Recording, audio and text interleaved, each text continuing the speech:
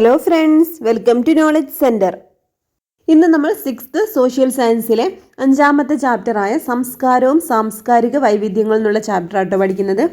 അപ്പോൾ ആരെങ്കിലും സബ്സ്ക്രൈബ് ചെയ്യാതെ കാണുന്നുണ്ടെങ്കിൽ ഒന്ന് സബ്സ്ക്രൈബ് ചെയ്ത് സപ്പോർട്ട് ചെയ്യണേ. ഈ ഒരു ചാപ്റ്ററിൻ്റെ തുടക്കത്തിൽ തന്നെ ജവഹർലാൽ നെഹ്റുവിൻ്റെ ഇന്ത്യയെ കണ്ടെത്തൽ എന്ന പുസ്തകത്തിലെ കുറച്ച് വരികളാണ് ഇവിടെ കൊടുത്തിട്ടുള്ളത് കേട്ടോ. ഇന്ത്യ പല നിറങ്ങളും ഭാഷകളും പാരമ്പര്യങ്ങളുമുള്ള രാജ്യമാണ്. വടക്ക് മഞ്ഞുമൂടിയ ഹിമാലയം മുതൽ തെക്ക് കടലോരങ്ങൾ വരെ ഓരോ പ്രദേശത്തിനും തനതായ സംസ്കാരമുണ്ട്. എണ്ണമറ്റ ഉത്സവങ്ങളുടെയും സംഗീതത്തിൻ്റെയും നാടാണ് നമ്മുടേത്. വ്യത്യസ്തങ്ങളായ നൃത്തരൂപങ്ങൾ ഓരോന്നും നമ്മുടെ ജനങ്ങളുടെ വ്യത്യസ്തമായ കഥകൾ പറയുന്നു. എന്നിരുന്നാലും ഈ വൈവിധ്യങ്ങൾക്കിടയിലും മഹത് വ്യക്തികളായ ചിന്തകരുടെയും യോദ്ധാക്കളുടെയും ജീവിതകഥകളാൽ സമ്പന്നവും ശക്തവുമായ ഐക്യബോധം നാം പങ്കിടുന്നുണ്ട്. ഭിന്നതകളെ ഉൾക്കൊള്ളാനും വൈവിധ്യത്തിൽ ഐക്യം കണ്ടെത്താനുമുള്ള കഴിവിലാണ് ഇന്ത്യയുടെ ശക്തി കുടികൊള്ളുന്നത്. ഇത് ജവഹർലാൽ നെഹ്റു എഴുതിയിട്ടുള്ള ഇന്ത്യയെ കണ്ടെത്തൽ എന്ന പുസ്തകത്തിൽ നിന്നുള്ള കുറച്ച് വരികളാണ് കേട്ടോ. ഇന്ത്യയുടെ വൈവിധ്യത്തെക്കുറിച്ച് നമ്മുടെ പ്രധാനമന്ത്രിയായ ജവഹർലാൽ നെഹ്റു ഇന്ത്യയെ കണ്ടെത്തൽ എന്ന പുസ്തകത്തിൽ കുറിച്ച വാക്കുകളാണിവ.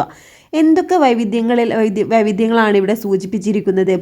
നമുക്കറിയാം, ഭാഷയിലുള്ള വൈവിധ്യത്തെ പറയുന്നത്. അതുപോലെ വ്യത്യസ്ത സംസ്കാരങ്ങളാണ്, വ്യത്യസ്ത പാരമ്പര്യങ്ങളാണ്, അതുപോലെ വ്യത്യസ്ത ഉത്സവങ്ങളാണ് ഓരോ നാട്ടിലുള്ളത്. അതുപോലെ ഭൂപ്രകൃതി സവിശേഷതകളും വ്യത്യസ്തമാണ്. ഇങ്ങനെ ഒരുപാട് വൈവിധ്യങ്ങളെക്കുറിച്ച് നമുക്ക് ഈ ഒരു വരികളിൽ കാണാം അല്ലേ. ഇനി ഒരു കവിതയിലെ കുറച്ച് വരികളാണ് ഇവിടെ കൊടുത്തിട്ടുള്ളത് കേട്ടോ. ഇന്ത്യയുടെ ദേശീയ ഐക്യം ശക്തിപ്പെടുത്തുന്നതിനായി 1988 രചിക്കപ്പെട്ട മിലേ സുർ മേര എന്ന് തുടങ്ങുന്ന ഗാനത്തിൻ്റെ ഏതാനും വരികളാണിവ.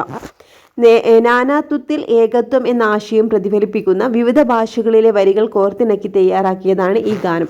വ്യത്യസ്ത നദികൾ ഒരൊറ്റ സമുദ്രത്തിൽ ലയിക്കുന്നത് പോലെ വ്യത്യസ്ത മനുഷ്യരും സംസ്കാരങ്ങളും ആശയങ്ങളും കൂടിച്ചേരുമ്പോൾ മനോഹരമായ ഒരുമയുണ്ടാകുന്നു എന്നതാണ് ഈ ഗാനത്തിൻ്റെ സന്ദേശം. ഈ ഐക്യം വ്യക്തിതലത്തിൽ മാത്രമല്ല, സാമൂഹിക തലത്തിലും പ്രധാനമാണ്. അപ്പം ഇന്ത്യയുടെ ദേശീയ ഐക്യം ശക്തിപ്പെടുത്തുന്നതിനായി 1988 രചിക്കപ്പെട്ട മിലേ സുർ മേര എന്ന് തുടങ്ങുന്ന ഗാനത്തിൻ്റെ വരികളാണ് കേട്ടോ. ഇത് നാനാത്വത്തിൽ ഏകത്വം എന്ന ആശയം പ്രതിഫലിപ്പിക്കുന്ന വിവിധ ഭാഷകളിലെ വരികൾ കോർത്തിണക്കി തയ്യാറാക്കിയതാണ് ഈ ഗാനം. അപ്പോൾ മിലേ സുർ മേര എന്ന ഈ ഒരു ഗാനം രചിക്കപ്പെട്ട വർഷം ഏതാണ്? 1988. അടുത്തതായി ഇവിടെ കേരളപ്പിറവിയോടനുബന്ധിച്ച് തയ്യാറാക്കിയ ഒരു ബ്രോഷറാണ് കൊടുത്തിട്ടുള്ളത് കേട്ടോ. ഇതിവിടെ കുട്ടികൾക്കുള്ളൊരു വർക്കാണ്. അടുത്തതായും രാജസ്ഥാനിൽ നിന്ന് തൊഴിലിനായി കേരളത്തിൽ വന്ന് സ്ഥിരതാമസമാക്കിയ ഒരു കുടുംബത്തിലെ അംഗമാണ് റിതി. ചോലവനം ഗവൺമെന്റ് UP സ്കൂളിലെ വിദ്യാർത്ഥിയായ റിതി തൻ്റെ കൂട്ടുകാർക്കായി പങ്കുവച്ച സന്ദേശമാണ് ഇവിടെ കൊടുത്തിട്ടുള്ളത് കേട്ടോ. പ്രിയപ്പെട്ട കൂട്ടുകാരെ, എന്തൊക്കെയുണ്ട് നമ്മുടെ സ്കൂളിലെ വിശേഷങ്ങൾ? ഹരിയാലി തീജ് ആഘോഷിക്കാനാണ് ഞാൻ എൻ്റെ നാട്ടിലേക്ക് വന്നത്. ശ്രാവണ മാസത്തിലാണ്, അതായത് കേരളത്തിലെ ചിങ്ങമാസം, ഞങ്ങൾ തീജ് ആഘോഷിക്കാറുള്ളത്. കേരളത്തിലെ ഓണത്തിന് ഊഞ്ഞാലിടാറുണ്ടല്ലോ. തീജ് ആഘോഷത്തിന് ഞങ്ങളും ഇവിടെ ഊഞ്ഞാലിടാറുണ്ട്. പുതുവസ്ത്രങ്ങൾ, മധുരപലഹാരങ്ങൾ, ബന്ധുവീടുകളിലേക്കുള്ള വിരുന്നുപോക്ക്, ഇങ്ങനെ ഒത്തിരി വിശേഷങ്ങൾ ഈ ആഘോഷത്തിൻ്റെ ഭാഗമായുണ്ട്. പുഷ്കർ മേളയും ഗജമേളയും ഞങ്ങൾ ആഘോഷിക്കാറുണ്ട്. ഇത്തരം ആഘോഷവേളകളിൽ പുരുഷന്മാർ തലപ്പാവും കോട്ടുമാണ് ധരിക്കാറുള്ളത്. സ്ത്രീകൾ പാവാടയും ചോളിയും, അതായത് ബ്ലൗസും സാരിയും ധരിക്കാറുണ്ട്. കൂടുതൽ വിശേഷങ്ങൾ ഇനി നേരിട്ട് പറയാം. ഓണത്തിന് മുന്നേ ഞാനെങ്ങെത്തും. ഞങ്ങൾ പാകം ചെയ്ത ഇവിടുത്തെ സ്പെഷ്യൽ മധുരപലഹാരം നിങ്ങൾക്ക് എല്ലാവർക്കും കൊണ്ടുവരാം. ഇവിടെ നമുക്ക് മെയിനായിട്ട് നോക്കാനുള്ള രാജസ്ഥാനിലെ ഒരു ആഘോഷമാണ് കേട്ടോ തീജ് എന്ന് പറഞ്ഞത്. ഇത് നമ്മുടെ ഓണത്തിനെ പോലെയുള്ള ഒരു സെയിം ആയിട്ടുള്ള ഒരു ആഘോഷമാണ്. അപ്പോൾ കേരളത്തിലെ ചിങ്ങമാസത്തിൽ തന്നെയാണ്, അതായത് അവരുടെ ശ്രാവണ മാസത്തിലാണ് ഈ ഒരു ആഘോഷം അവിടെ നടത്തപ്പെടുന്നത് കേട്ടോ. അപ്പോൾ കേരളത്തിൽ ഓണത്തിന് ഊഞ്ഞാലിടാറുള്ളത് പോലെ തീജ് ആഘോഷത്തിനും അവിടെ ഊഞ്ഞാലിടാറുണ്ട്. അതുപോലെ പുതുവസ്ത്രങ്ങളും മധുര പലഹാരങ്ങളും അതുപോലെ ബന്ധുവീടുകളിലേക്കുള്ള വിരുന്നുപോക്കൊക്കെ ഈ ഒരു തീജ് ആഘോഷത്തിൻ്റെ ഭാഗമാണ്. അപ്പോൾ ഇമ്പോർട്ടൻ്റ് ആണ്. തീജ് ആഘോഷം ഇവിടെ നടക്കുന്നത് രാജസ്ഥാനിലാണ് കേട്ടോ. കേരളത്തിൽ നിന്ന് വ്യത്യസ്തമായ ഏതെല്ലാം സവിശേഷതകളാണ് രാജസ്ഥാനിൽ കാണാൻ കഴിയുന്നത്? കേരളത്തിലെയും രാജസ്ഥാനിലെയും വസ്ത്രധാരണ രീതികളൊക്കെ വ്യത്യാസമുണ്ട് അല്ലേ. അതുപോലെ തന്നെ രാജസ്ഥാനിൽ നടത്തപ്പെടുന്ന മറ്റു 2 ആഘോഷങ്ങളാണ് പുഷ്കർ മേളയും ഗജമേളയും കേട്ടോ. ഇമ്പോർട്ടൻ്റ് ആണ്. രാജസ്ഥാനിലെയും കേരളത്തിലെയും ഭക്ഷണം, വസ്ത്രം, ആചാരങ്ങൾ, ആഘോഷങ്ങൾ എന്നിവയിലെ ചില സാമ്യങ്ങളും വ്യത്യാസങ്ങളും നാം പരിചയപ്പെട്ടല്ലോ. ഓരോ നാടിനും ഇത്തരത്തിൽ ധാരാളം സവിശേഷതകൾ കാണാൻ കഴിയും. ഇനി ഇവിടെ ഒരു ബോക്സിൽ കൊടുത്തത് എന്താണെന്ന് നോക്കാം. EP ടൈലർ 1871 പ്രസിദ്ധീകരിച്ച പ്രിമിറ്റീവ് കൾച്ചർ എന്ന പുസ്തകത്തിലെ ആദ്യ വരികളിൽ സംസ്കാരത്തെ ഇങ്ങനെ നിർവചിച്ചിരിക്കുന്നു: സമൂഹത്തിലെ ഒരു അംഗമെന്ന നിലയിൽ മനുഷ്യർ ആർജിക്കുന്ന വിജ്ഞാനം, വിശ്വാസം, കല, സദാചാരങ്ങൾ, നിയമം, സമ്പ്രദായങ്ങൾ, മറ്റു കഴിവുകൾ, ശീലങ്ങൾ എന്നിവയുടെ സങ്കീർണമായ ആകെ തുകയാണ് സംസ്കാരം. അപ്പോൾ എന്താണ് സംസ്കാരം എന്നുള്ളതിന് ഒരു നിർവചനമാണ് ആര് കൊടുത്തിട്ടുള്ളത്? E.B. ടൈലർ. അദ്ദേഹം എന്താ പറഞ്ഞിട്ടുള്ളത്? അദ്ദേഹം 1871 പ്രസിദ്ധീകരിച്ച പ്രിമിറ്റീവ് കൾച്ചർ. അപ്പോൾ പ്രിമിറ്റീവ് കൾച്ചർ എന്ന പുസ്തകം ആരാണ് രചിച്ചത്? E.B. ടൈലറാണ് കേട്ടോ. വർഷം 1871. ഈ പുസ്തകത്തിൽ എന്താണ് പറയുന്നത്? ഈ പുസ്തകത്തിൻ്റെ ആദ്യ വരികളിൽ സംസ്കാരത്തെ ഇങ്ങനെ നിർവചിച്ചിരിക്കുന്നു. എന്താണ്? സമൂഹത്തിലെ ഒരു അംഗം എന്ന നിലയിൽ മനുഷ്യർ ആർജിക്കുന്ന വിജ്ഞാനം, വിശ്വാസം, കല, സദാചാരങ്ങൾ, നിയമം, സമ്പ്രദായങ്ങൾ, മറ്റു കഴിവുകൾ, ശീലങ്ങൾ എന്നിവയുടെ സങ്കീർണമായ ആകെ തുകയാണ് സംസ്കാരം. ഇമ്പോർട്ടൻ്റ് ആണ് കേട്ടോ. അപ്പോൾ ആരാണ് പ്രിമിറ്റീവ് കൾച്ചർ എന്ന പുസ്തകം രചിച്ചത്? E.B. ടൈലറാണ്. വർഷം 1871. സംസ്കാരമാണ് മനുഷ്യരെ മറ്റു ജീവജാലങ്ങളിൽ നിന്നും വ്യത്യസ്തമാക്കുന്നത്. ഓരോ വ്യക്തിയും ഓരോ സാംസ്കാരിക പശ്ചാത്തലത്തിലാണ് ജനിക്കുന്നത്. സാമൂഹീകരണ പ്രക്രിയയിലൂടെയാണ്, അതായത് സോഷ്യലൈസേഷനാണ്, ഓരോ വ്യക്തിയും സ്വന്തം സംസ്കാരം ആർജിക്കുന്നത്. അപ്പം എന്താണ്? സംസ്കാരമാണ് മറ്റു ജീവികളിൽ നിന്നെന്താണ് മനുഷ്യരെ വ്യത്യസ്തരാക്കുന്നത് അല്ലേ? അപ്പോൾ ഓരോ വ്യക്തിയും ഓരോ സാംസ്കാരിക പശ്ചാത്തലത്തിലാണ് ജനിക്കുന്നത്. അപ്പോൾ സാമൂഹീകരണ പ്രക്രിയയിലൂടെയാണ് ഓരോ വ്യക്തിയും സ്വന്തം സംസ്കാരം ആർജിക്കുന്നത്. അടുത്തത് സാമൂഹികരണം അല്ലെങ്കിൽ സോഷ്യലൈസേഷൻ എന്താണെന്നാണ്. നമ്മൾ ജീവിക്കുന്ന സമൂഹത്തിൽ നാം എങ്ങനെ പെരുമാറണമെന്നും ഇടപെടണമെന്നും പഠിച്ചെടുക്കുന്ന പ്രക്രിയയാണിത് സാമൂഹികരണം. എന്താണ്? നമ്മൾ ജീവിക്കുന്ന സമൂഹത്തിൽ നാം എങ്ങനെ പെരുമാറണമെന്നും ഇടപെടണമെന്നും പഠിച്ചെടുക്കുന്ന ഒരു പ്രക്രിയയാണിത് സാമൂഹികരണം എന്ന് പറയുന്നത്. ഇത് ജനനം മുതൽ ആരംഭിച്ച് ജീവിതകാലം മുഴുവൻ തുടരുന്നു. കുടുംബം, വിദ്യാഭ്യാസം, കൂട്ടുകാർ, മാധ്യമങ്ങൾ തുടങ്ങിയവയെല്ലാം സാമൂഹികരണ പ്രക്രിയയെ സഹായിക്കുന്ന ഘടകങ്ങളാണ്. അപ്പം എന്താണ്? സാമൂഹികരണം ജനനം മുതൽ ആരംഭിച്ച് ജീവിതകാലം മുഴുവൻ തുടരുന്ന ഒരു പ്രക്രിയയാണ്. അതുപോലെ കുടുംബം, വിദ്യാഭ്യാസം, കൂട്ടുകാർ, മാധ്യമങ്ങൾ തുടങ്ങിയവയെല്ലാം സാമൂഹികരണ പ്രക്രിയയെ സഹായിക്കുന്ന ഘടകങ്ങളാണ്. ഇനി കല, സംഗീതം, സാഹിത്യം, തത്വചിന്ത, മതം, ശാസ്ത്രം എന്നിവയെല്ലാം സംസ്കാരത്തിൻ്റെ വിവിധ ഘടകങ്ങളാണ്. എന്തൊക്കെയാണ്? കല, സംഗീതം, സാഹിത്യം, തത്വചിന്ത, മതം, ശാസ്ത്രം എന്നിവയെല്ലാം എന്താണ്? സംസ്കാരത്തിൻ്റെ വിവിധ ഘടകങ്ങളാണ്. ഇവയെല്ലാം മനുഷ്യനിർമ്മിതമല്ല. അതിനാലാണ് സംസ്കാരം മനുഷ്യനിർമ്മിതമാണെന്ന് കരുതുന്നത്. അപ്പോൾ കലയും സംഗീതം, സാഹിത്യം, തത്വചിന്ത, മതം, ശാസ്ത്രമൊക്കെ എന്താണ്? മനുഷ്യനിർമ്മിതമാണ്. അതിനാൽ സംസ്കാരം മനുഷ്യനിർമ്മിതമാണെന്ന് കരുതപ്പെടുന്നു. സംസ്കാരത്തിൽ ഭൗതികവും ഭൗതികേതരവുമായ ഘടകങ്ങളുണ്ട്. പ്രത്യക്ഷത്തിൽ കാണാൻ സാധിക്കുന്നതും രൂപമുള്ളതുമായ ഭക്ഷണം, വസ്ത്രം, വീട്ടുപകരണങ്ങൾ മുതലായവ ഭൗതിക സംസ്കാരത്തിൻ്റെ ഘടകങ്ങളാണ്, അതായത് മെറ്റീരിയൽ കൾച്ചർ. എന്നാൽ പ്രകടമായി കാണാനാവാത്തതോ രൂപമില്ലാത്തതോ ആയ വിശ്വാസങ്ങൾ, ചിന്തകൾ, ആശയങ്ങൾ മുതലായവ ഭൗതികേതര സംസ്കാരത്തിൻ്റെ ഘടകങ്ങളാണ്, അതായത് നോൺ മെറ്റീരിയൽ കൾച്ചർ. അപ്പോൾ രണ്ട് തരം കൾച്ചർ പറയുന്നുണ്ട്, മെറ്റീരിയൽ കൾച്ചറും അതുപോലെ എന്താണ് നോൺ മെറ്റീരിയൽ കൾച്ചറും. ഇതെന്താണ്? സംസ്കാരത്തിൽ ഭൗതികവും ഭൗതികേതരവുമായ ഘടകങ്ങളുണ്ട് എന്നാണ് പറഞ്ഞത്.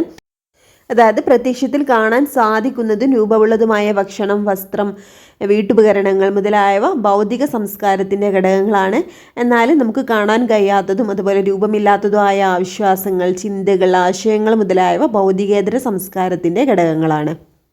ഇനി ഇവിടെ കുട്ടികൾക്കായിട്ടൊരു വർക്ക് കൊടുത്തിട്ടുണ്ട്. ഭൗതിക സംസ്കാരങ്ങളും ഭൗതികേതര സംസ്കാരങ്ങളും ഇവിടെ ഫില്ല് ചെയ്യാനായിട്ടൊക്കെ കൊടുത്തിട്ടുണ്ട്. ഇവിടെ മലയാളം, ഷർട്ട്, പുസ്തകം, മതവിശ്വാസങ്ങൾ, പാത്രങ്ങൾ, വീട്, ബാഗ്, സ്നേഹം, വാച്ച്, ഫോൺ, അതുപോലെ മൺവെട്ടി, ബഹുമാനം, ജ്ഞാനം ഇവയൊക്കെ എന്താണ് തരംതിരിച്ച് എഴുതാനാണ് കേട്ടോ. അപ്പോൾ ഭൗതിക സംസ്കാരത്തിൻ്റെ ഘടകങ്ങൾ ഇതിലേതൊക്കെയാണ്?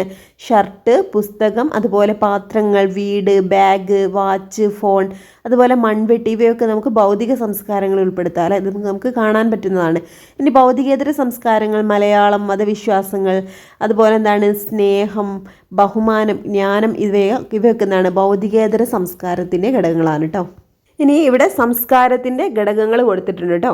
ആഘോഷം, ഭാഷ, പാരമ്പര്യം, കല, ആചാരം, പെരുമാറ്റം, പ്രതീകം, ഭക്ഷണം, വേഷം, വിശ്വാസം ഇവയൊക്കെ എന്താണ് നമ്മുടെ സംസ്കാരത്തിൻ്റെ ഭാഗങ്ങളാണ് കേട്ടോ. ലോകത്താകമാനം വൈവിധ്യമാർന്ന സമൂഹങ്ങളും സംസ്കാരങ്ങളും നിലനിൽക്കുന്നുണ്ട്. നമ്മുടെ രാജ്യമായ ഇന്ത്യയുടെ സംസ്കാരവും വൈവിധ്യങ്ങളാൽ സമ്പന്നമാണ്.